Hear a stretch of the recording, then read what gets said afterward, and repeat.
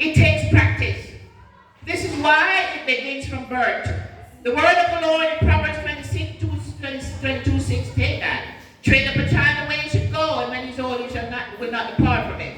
Well, it means that when they get older and they depart, the word will bring them back. He will go get them back because that word has been spoken over them. Train up a child, train up a child. Whatever the word says, the word will bring it back because the word is God himself.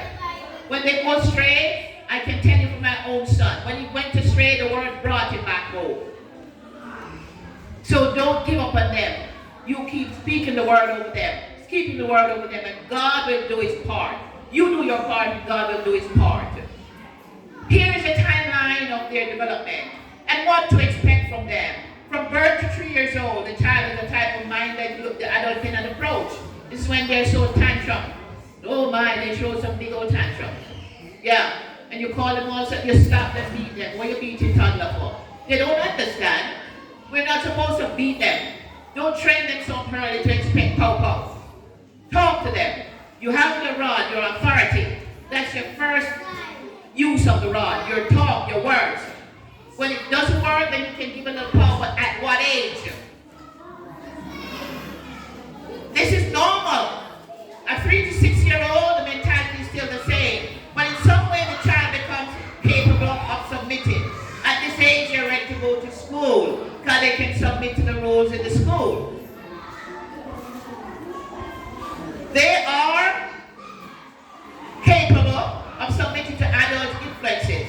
During this period, their personality undergoes great changes. At this stage, the child intelligence itself, its greatest tool is formed. And not only is intelligent, but the full totality of the mental powers.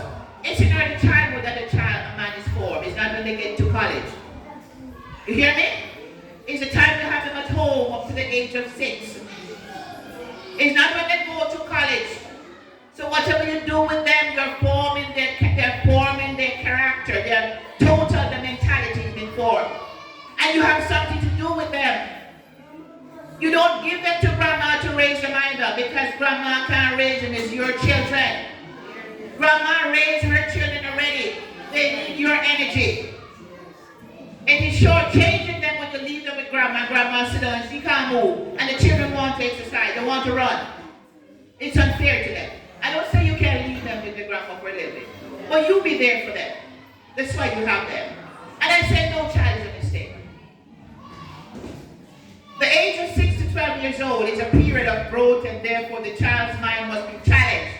That's why they come to school. Intellect. They must be challenged. 12 to 18 years old, this is a period of physical, intellectual, emotional, and social changes. Parents, it is important to know and to learn more about your children's development so you can best help them. If you don't know, and that's why it's important to take classes, yeah? Get some training. Because you will expect the 3-year-old to be doing the 6-year-old job. Boy, why you're crying too much? Of course you're going to cry if they're upset. You have to soothe them.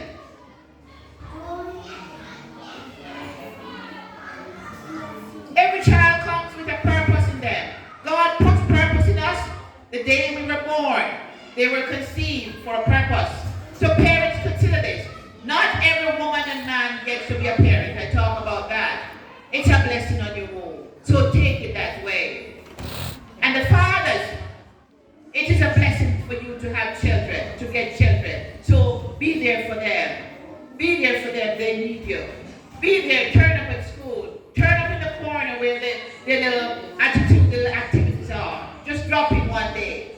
There are other elements out there want to draw them in and rein them in. So you be there for them. Don't close your eyes and think it's okay. Know your children's friend. Know where they're going. Know what they're listening to. It's very important. The internet is such a powerful tool. It can be used for good and bad. But you must monitor it, parents. You are the grown-up. Children have no power of understanding certain things at their certain age. Oh, he's big and tall. But what about his mental capacity? Is he mature enough to know that? So don't just look at them because of their size. Look at them because of their development, their mental development. Are they ready for this?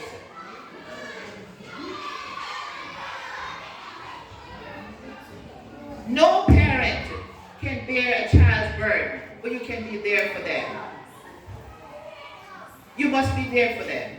And without Jesus in the midst, yes, we can't do it alone. You have the manual. It says to train up a child the way he should go. And there's more of it in there. In the beginning, when Abraham was called to be a father of many nations, God called him and said he knew him, that he was going to train his children. That's why he chose him.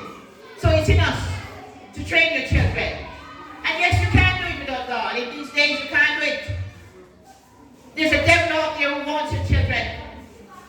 And you have to be vigilant. You have to contend for them. Contend in the street. Contend in the media. Contend for your children. Which means fight for them. Or you won't have them. And you can't blame nobody. Because every child has parents.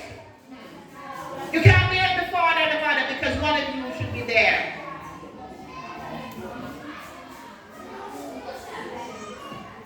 Parents, you were purposed to have these children. And your purpose is to train them up in the way they should go. Training involves, as they say, correction, instruction, discipline, and encouragement. And so you must use those methods. When you correct them, you must correct them in love. Instruct them. Train them. Tell them no. It's a big word, but say no to them. Discipline them in love.